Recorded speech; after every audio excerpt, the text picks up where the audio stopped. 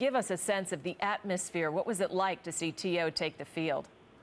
It was really crazy. You know, we're well enough in the training camp that the days sort of run together, but this time there's an area where the team comes out of not really a tunnel, but just an entryway there onto the field. And most of the team was onto the field, but we hadn't seen T.O. yet. So there was a ton of fans, a bunch of media, several people deep lining this area, and we were just disappointed like 20 times. It'd be like, oh, it's only Alan Branch, or, it'd be somebody else, an assistant coach. And then finally T.O. comes out wearing number 10, which was Jim Zorn's number back in the day, and was very low-key at that point. He got a nice round of applause, but didn't really go out and slap hands with people, just kind of took his position in the line where they run through the basic drills to start practice.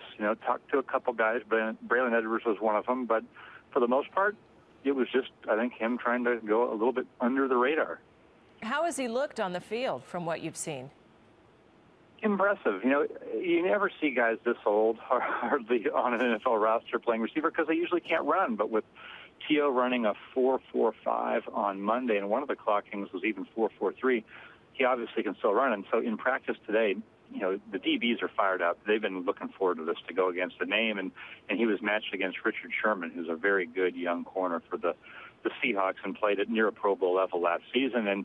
And T.O. went out right away and caught a pass off of him. So I think he got comfortable, and he's been running a lot in tandem with Braylon Edwards so far, catching passes from Matt Flynn. So he's not going to play probably for a couple weeks, but so far looks pretty good. Okay, so you say not for a couple of weeks. So have they definitely ruled out at least this Saturday night against Tennessee?